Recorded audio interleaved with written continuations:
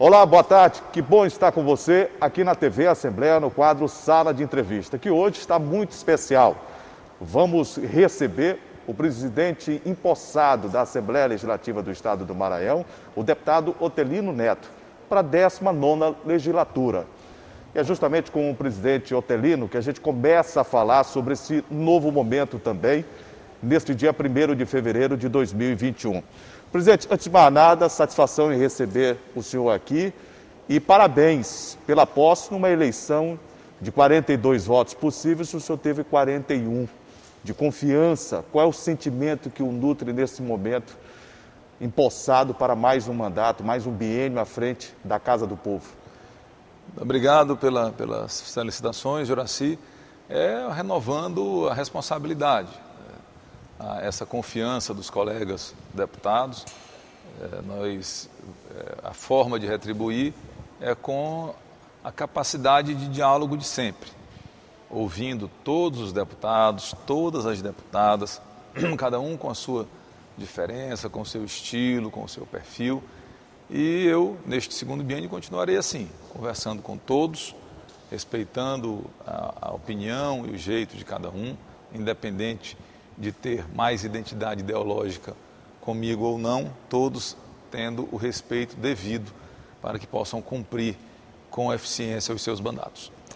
Como é que é dirigir uma casa com 42 deputados, com partidos diferentes, ou seja, uma casa plural e com pensamentos diferentes, e ser reeleito no momento em que o Brasil atravessa, além de uma crise política, uma crise pandêmica, né, com a Covid-19, e que requer, sobretudo, da política que se possa se reinventar, ou seja, ter criatividade num momento como esse? É um desafio, sem dúvida, difícil. Quando você preside uma casa colegiada, como é o caso da Assembleia Legislativa, o presidente lidera outros 41 deputados que foram igualmente eleitos pelo povo para representar a sociedade maranhense, o povo do Maranhão. Então, é um exercício permanente.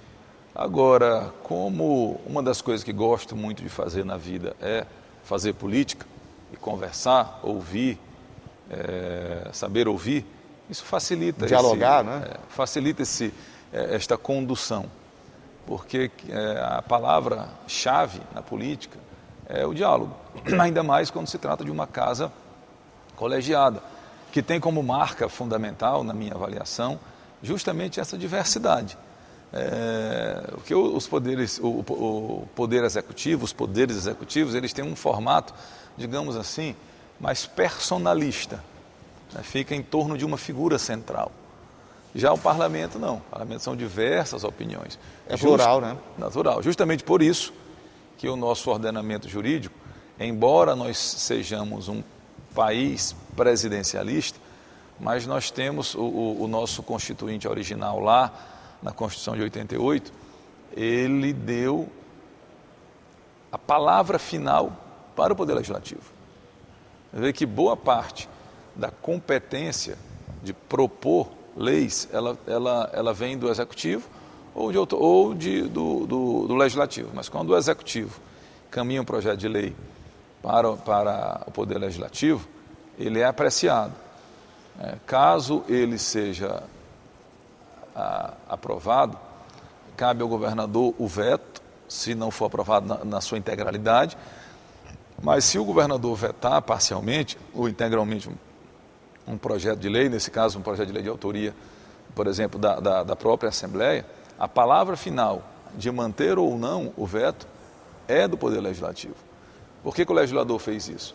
Foi porque justamente nos poderes legislativos tem essa diversidade de ideias, né? Não fica exclusivamente uma vontade única.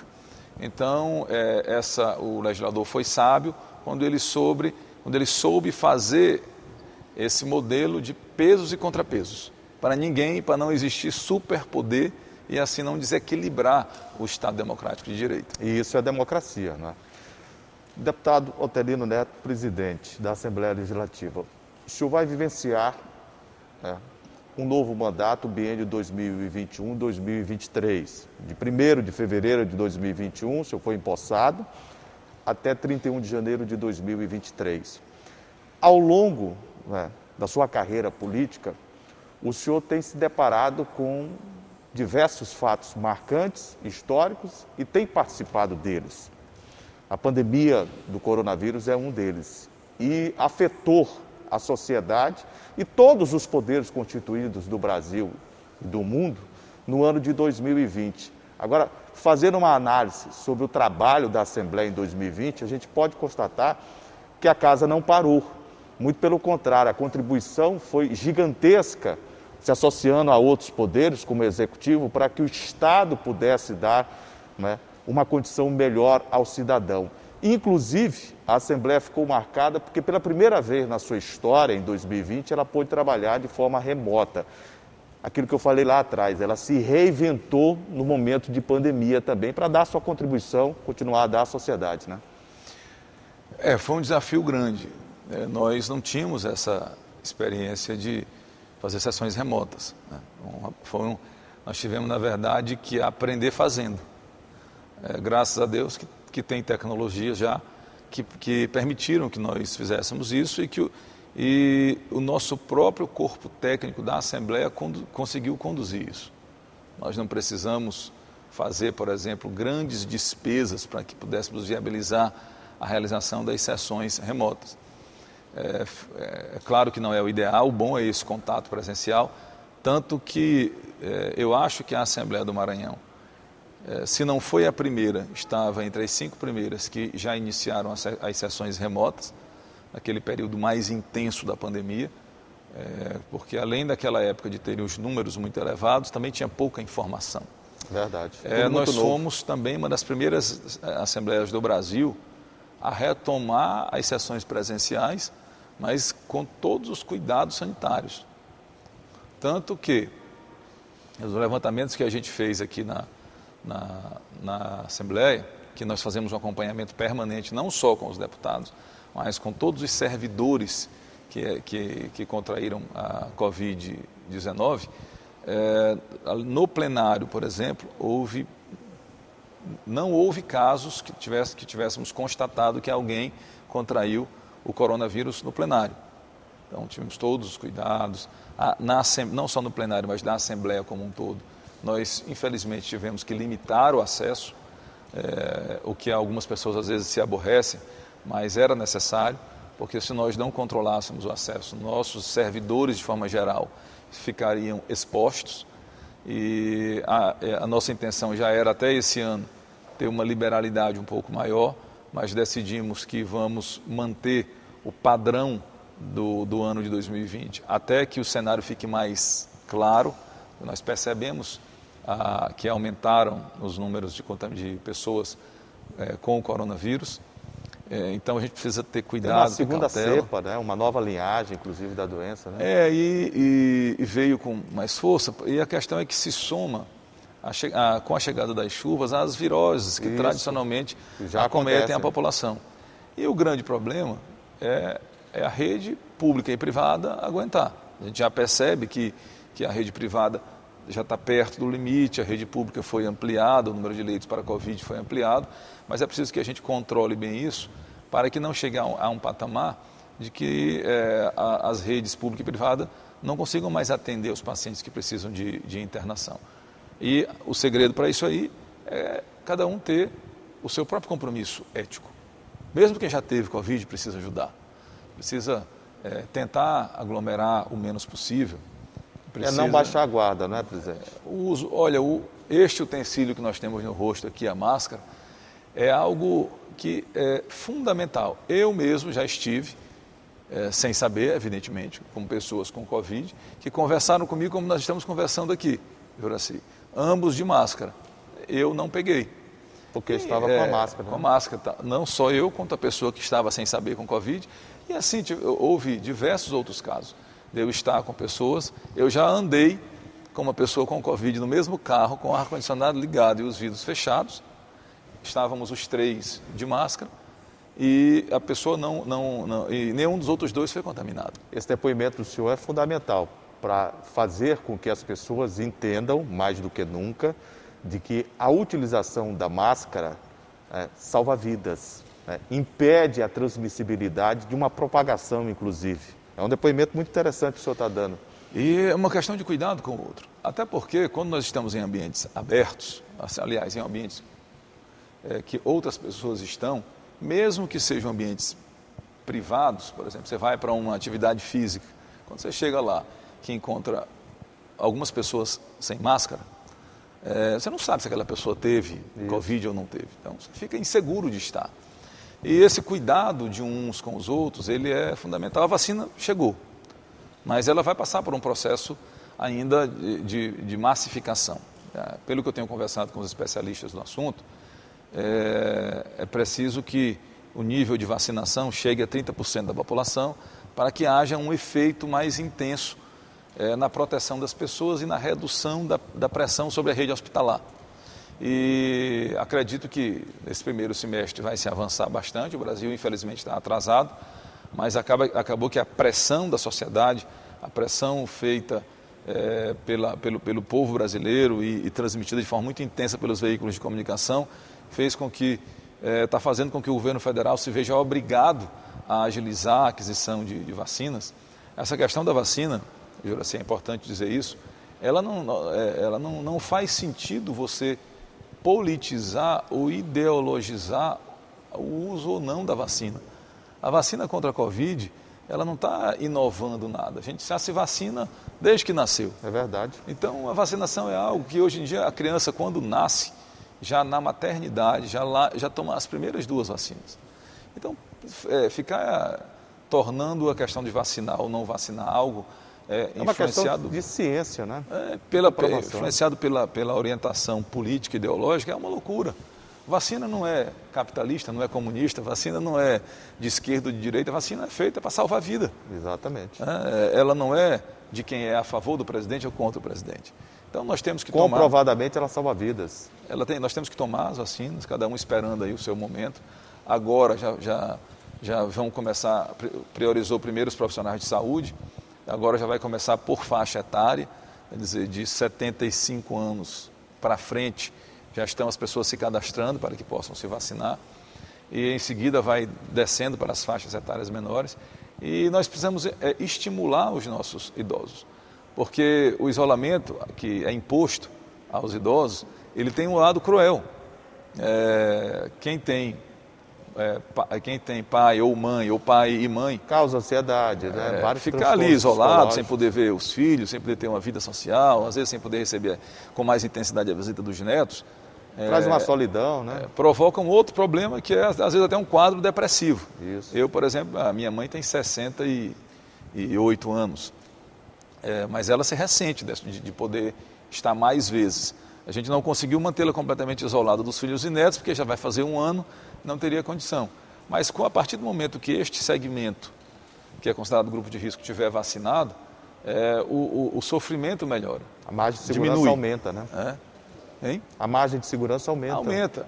E a proporção que vai avançando para faixas etárias menores, é claro que a população vai se sentindo mais segura. Mas esse momento agora é um momento que nós temos que ter um cuidado especial. Por quê? Porque as vacinas chegaram. Então é questão de 30, 60 dias para que as pessoas estejam vacinadas. A Coronavac, por exemplo, ela entra a primeira dose. E a segunda dose tem ali um intervalo de mais ou menos 21 a 28 dias.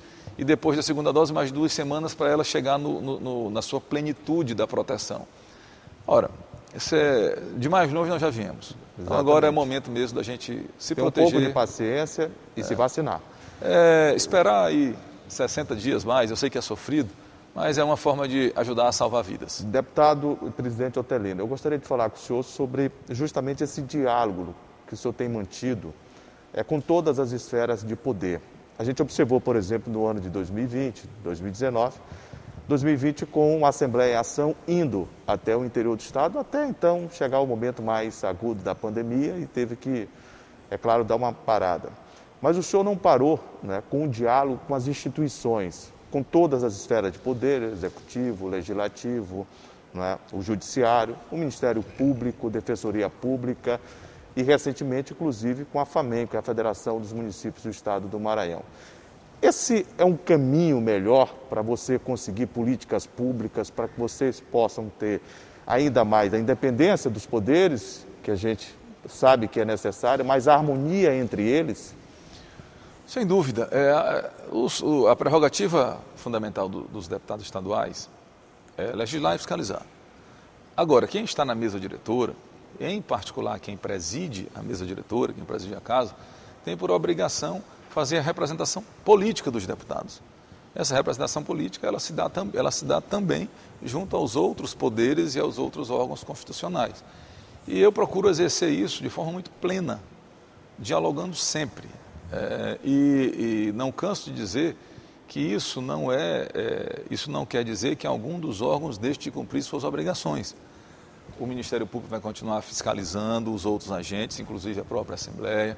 O Tribunal de Contas vai continuar apreciando as contas da Assembleia Legislativa, vai continuar apreciando a aplicação dos recursos públicos. Nós vamos continuar legislando.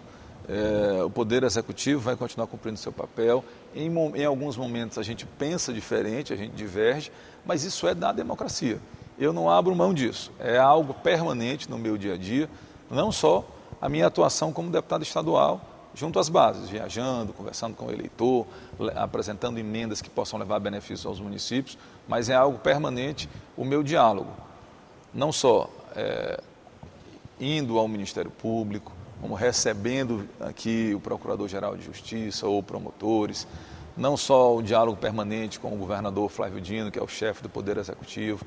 Aqui eu já tive a oportunidade de receber diversas vezes a representação do Poder Judiciário, quer seja o presidente, ou o corregedor, ou juízes que vieram aqui para tratar de assuntos de interesse da sociedade, assim como recebemos e dialogamos permanentemente com o Tribunal de Contas do Estado, a Defensoria Pública, aprovamos leis importantes aqui para o fortalecimento da Defensoria Pública, do Ministério Público, para permitir novos instrumentos para o Poder Judiciário chegar mais perto da população. Enfim, esse diálogo ele é fundamental para o equilíbrio do Estado democrático de direito e quem ganha com isso é a sociedade. O senhor falou em equilíbrio. A Assembleia deu um grande exemplo, inclusive recentemente, do equilíbrio fiscal e financeiro que ela vem tendo sob a sua gestão. Inclusive foi destaque nos principais jornais pelo Brasil, quando a Assembleia economizou recursos e esses recursos eles foram destinados para ajudar na área, por exemplo, de saúde, que tanto precisa, principalmente no momento com a pandemia, com a cessão de ambulâncias, né? Quer dizer, os recursos provenientes de um equilíbrio fiscal e financeiro da Assembleia Legislativa, quando o próprio país discute, o eleitor discute bastante, o governo federal tem gastos enormes, absurdos, e algumas áreas deixam de ser contempladas. Aí a Assembleia dá um exemplo ao Brasil de que você pode economizar e pode continuar a trabalhar em benefício da sociedade. E pode, com esses recursos que surgem dos próprios tributos e impostos, devolver em forma de ações, como fizeram a Assembleia em relação às 42 ambulâncias para os municípios do Estado. Este entendimento nós fizemos com o Poder Executivo, como houve uma sobra orçamentária, conversei com o governador Flávio Dino, e ao invés de nós deixarmos aquele recurso aplicado em uma conta, ou simplesmente devolver para o Tesouro Estadual, um pouquinho antes da pandemia nós combinamos que devolveríamos o recurso correspondente à compra das ambulâncias. O Poder Executivo comprou, porque a Assembleia não pode comprar diretamente a ambulância, e foi distribuída à população. Achei aquilo um gesto importante, porque é algo que, de forma definitiva, vai servir às pessoas.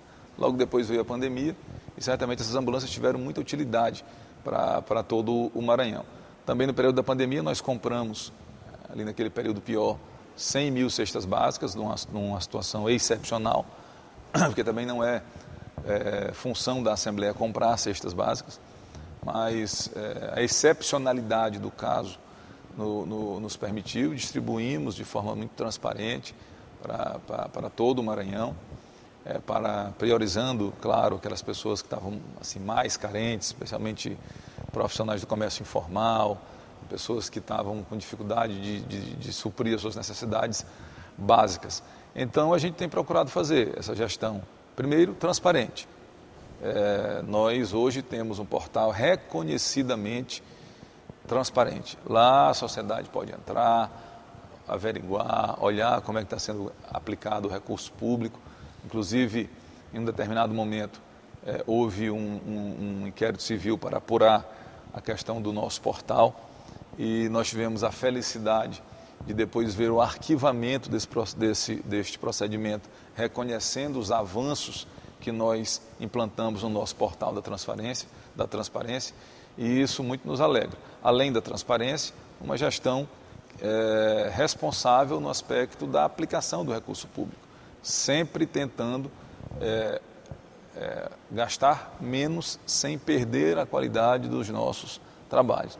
Essa tem sido a tônica e assim nós temos conseguido fazer com que a Assembleia desempenhe bem o seu papel, mas sempre com um olhar criterioso para a aplicação dos recursos que são públicos. Presidente, nesse momento de pandemia, não faltam informações lamentavelmente disseminadas maléficas, informações falsas. E a Assembleia também teve uma preocupação, através de um projeto que virou lei, em relação às fake news, de combate às fake news, porque o senhor falou ainda há pouco, com muita propriedade, dos benefícios da vacinação. O senhor falou dos problemas que a pandemia tem, colocado para que toda a sociedade possa ver em relação à convivência dos seres humanos, que mudou bastante. O homem, desde o Homo sapiens, ele é o homem político, o ser humano, ele precisa viver em sociedade. E quando você afasta essa condição do ser humano de viver em sociedade, é claro que alguns transtornos acontecem, a gente tem vivido uma era de ansiedade e de muitos transtornos psicológicos. Mas as informações falsas em relação, por exemplo, à vacinação, em relação a projetos que incidam para ajudar o povo, tem sido muito grande. E a Assembleia teve essa preocupação de combater as fake news também, que é algo nocivo e muito à sociedade, né? Nós aprovamos o projeto de lei, inclusive de minha autoria, estabelecendo multas para quem comprovadamente produzia ou divulgar fake news. Nós estamos vivendo, infelizmente, na era das fake news, né? As pessoas produzem notícias falsas e outras, algumas desavisadamente, compartilham, outras de forma deliberada. O fato é que nós vivemos uma época ao passo em que a informação ela se democratizou, mas também nós vivemos a época da informação, da falsa informação, e que muitas vezes são tomadas como verdade. Então, esse projeto de lei teve esse objetivo de procurar criar um instrumento de sanção pecuniária, né, a quem produzir fake news. E a legislação brasileira está avançando nesse sentido. Já está, inclusive, se criminalizando, né, a prática das fake news. Tem um inquérito no Supremo Tribunal Federal já em fase avançada, também envolvendo a produção de fake news. E aí, neste contexto também de manifestações fascistas, com ameaças a agentes públicos em razão do exercício das suas funções. Então, eu acredito que o Brasil vá, nesses próximos anos, intensificar muito e apertar sobre essa questão das fake news. As próprias grandes redes sociais do mundo já estão, ao perceber o prejuízo que isso está provocando, estão começando a banir. Que agem dessa forma. O caso mais, digamos assim, que mais chamou a atenção recentemente. Emblemático. Foi por causa do ex-presidente, do Donald Trump, dos Estados Unidos, que teve sua conta no Twitter e no Facebook retiradas, banidas, excluídas temporariamente por conta de publicar notícias que atentavam contra a democracia. E, assim, se aconteceu isso com o presidente do país mais poderoso do mundo, outros começam a ver que espalhar fake news não vai mais ser algo tão simples. Aqui no Brasil mesmo já são algumas centenas de contas que foram excluídas das redes sociais por iniciativa das próprias redes e também por decisão judicial, por conta de que essas contas eram utilizadas para espalhar fake news, para fazer ameaças. E é preciso ficar claro que quando se fala em combate à fake news, em nenhum momento se está atentando contra a liberdade de expressão. É uma outra história. Todos nós temos direito de pensar o que quisermos e de dizer aquilo que entendemos ser o correto. Agora, até precisa ter responsabilidade. Responsabilidade, como diz, principalmente quando aquilo que é dito como verdade em uma rede social que acaba se espalhando para milhares de pessoas pode atentar contra a vida das pessoas. Presidente, vamos falar de político, macropolítica nacional, inclusive.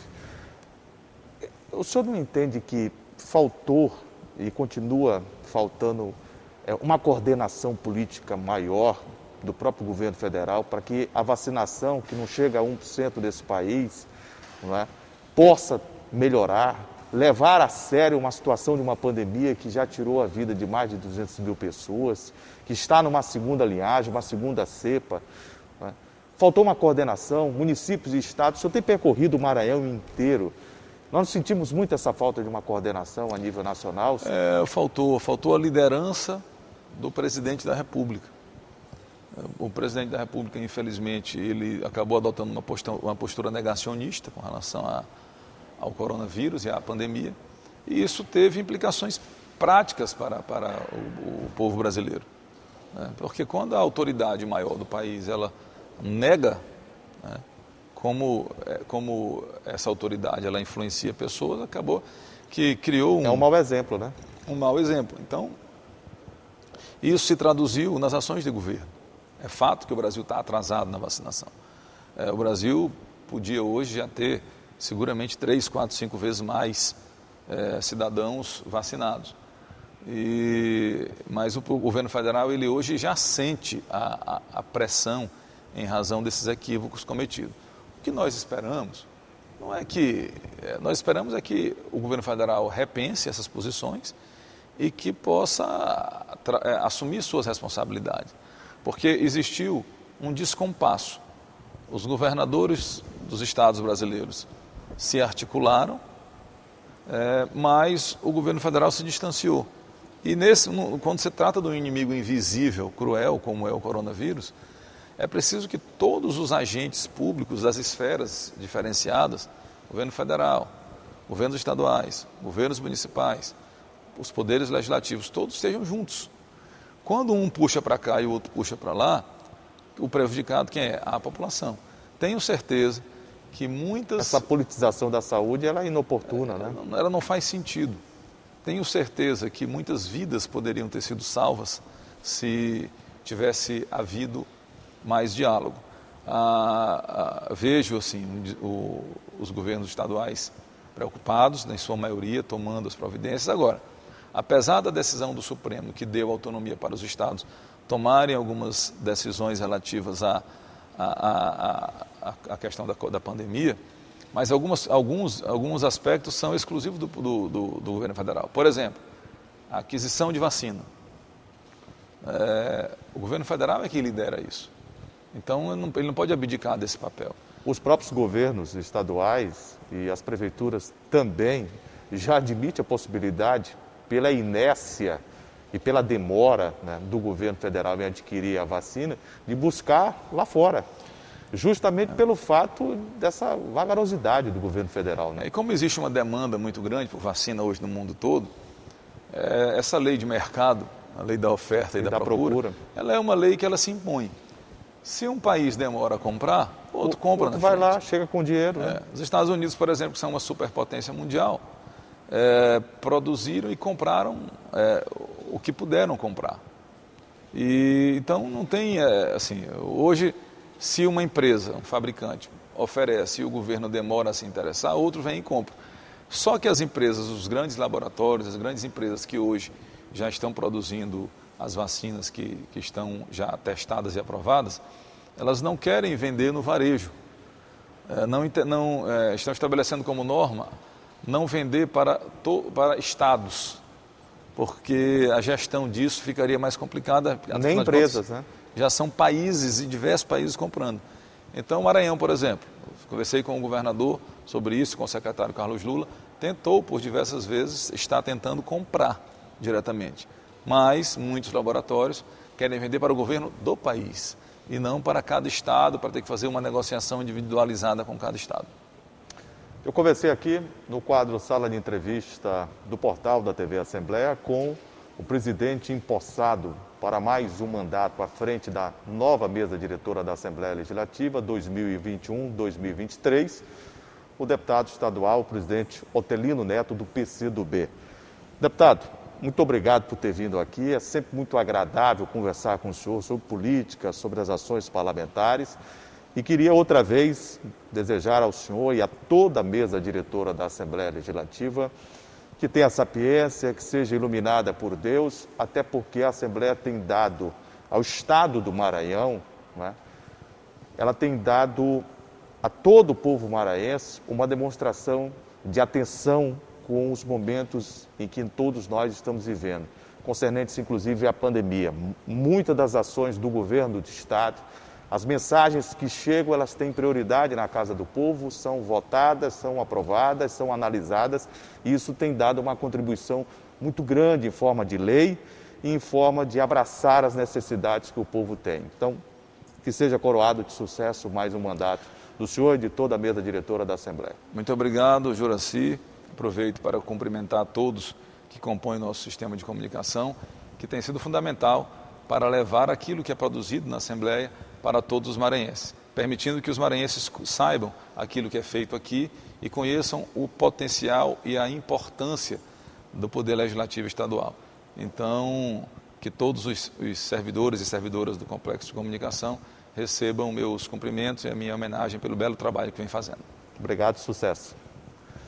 E eu fico por aqui com o quadro Sala de Entrevista. A você que nos empresta sempre um carinho da honrosa e indispensável audiência, muito obrigado. Esperamos contar ao longo de todo o ano de 2021 com a sua valorosa audiência. O portal da TV Assembleia fica por aqui. Até a próxima.